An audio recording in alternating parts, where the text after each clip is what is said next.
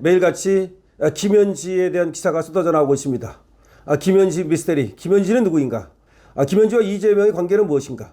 여러 가지 의문점도 많고 그리고 궁금증도 많습니다. 김현지의 스승이 산림청장이 되었다라고 김장겸 의원이 얘기를 했는데 그거는 산림청에서 아니라고 반박을 했죠.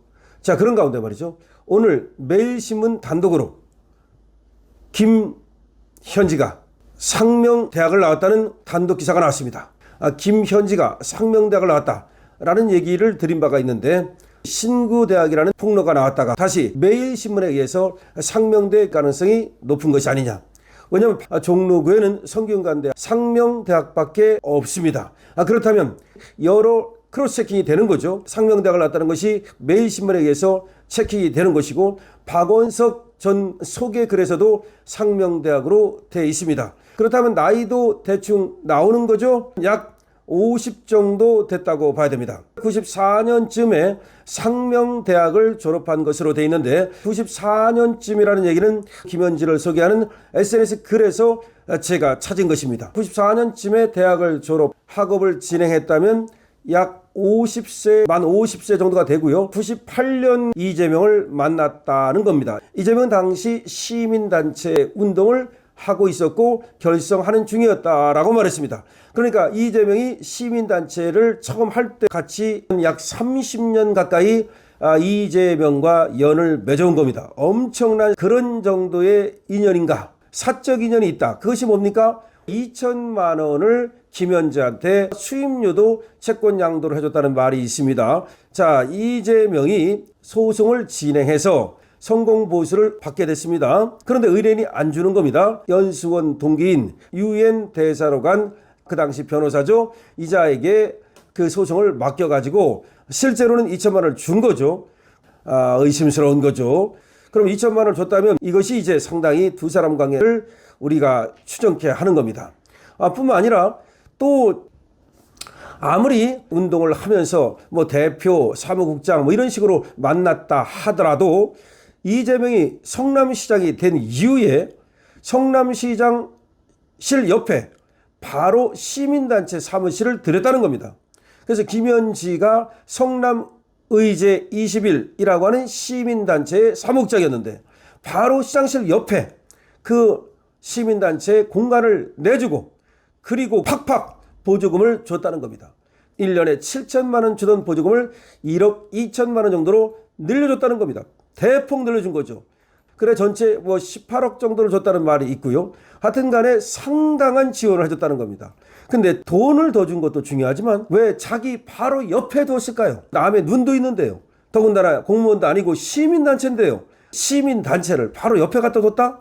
상당히 이상한 거죠. 그리고 대장동을 개발한다고 할 때 이게 두 사람 간의 관계를 말해주는 겁니다. 원래 조례를 먼저 만들어야 됐거든요. 성남시 의회에서 조례가 통과돼야 되는데 그때는 새누리당이 잡고 있었습니다. 성남시 의회를. 그래가지고 통과가 안 되는 겁니다.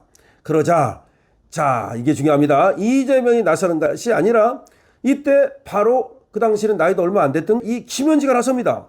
그래서 바로 시장실 옆에 있는 그 시민단체에서 괴문자를 보냅니다. 자기네 이름을 싹 빼버리고 발신자 제한 표시로 해가지고서 무려 3만 3천 통을 보냅니다. 그것도 성남시 시의원들이 성추행이다. 아주 그 더러운 누명을 뒤집어 씌웁니다. 세 사람한테 각자 누명을 뒤집어 씌웠습니다.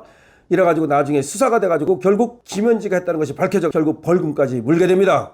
벌금으로 나온 것도 사실은 굉장히 봐준 거죠. 이게 벌금이 될 수 없는 거거든요. 3만 3천 통을. 그것도 완전히 새빨간 거짓말. 왜 그런 겁니까? 대장동 사업을 하기 위해서 대장동 사업을 협조하지 않고 있는 새누리당 성남시의원들을 향해서 새빨간 거짓말을 무려 시민 3만 3천 명에게 보낸 겁니다. 엄청난 사건이죠. 이걸로 전과를 얻게 됩니다. 자, 그러면 두 사람의 관계는 어마어마한 관계다라는 건 상식적으로 여러분 이해할 수 있겠죠. 그렇죠. 어떤 사이길래 자, 그 다음에 이재명이 당대표일 때 말이죠. 검찰에서 소환을 보냈죠. 공직선거법 위반이다라고. 그때 김현지가 이재명한테 문자를 보낸 것이 포착됐습니다. 대표님 전쟁입니다. 이거는 말이죠. 단순한 보좌관, 비서관이 보낼 수 있는 말이 아니죠. 완전히 이재명의 측근이라는 얘기고 이재명의 완전히 찐찐이라는 얘기. 전쟁을 자기가 치러주겠다는 거 아니에요. 대표님을 위해서라면. 자, 이런 사입니다. 그런데 지금 이자는 왜 그렇게 안 나오려고 발버둥을 칠까요? 이 정도에 그칠까요? 아니면 두 사람 사이에 어떤 다른 얘기가 숨어 있을까요? 유동규는 아주 특별한 얘기를 하고 있습니다. 유동규는 옆에 있던 사람이죠. 아주 측근이었죠. 측근 중에 측근이었죠. 그런데 자, 유동규가 특별한 얘기를 하고 있는데요. 한번 참고해 보시고요. 그 다음에 박광배 TV라고 있는데 거기서도 특별한 얘기를 하고 있다라고 지금 나오고 있습니다. 여러 곳에서 특별한 얘기들이 전해지고 있는데요.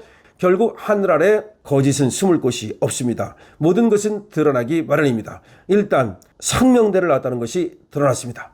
강신업 TV입니다. 좋아요와 구독을 부탁드립니다.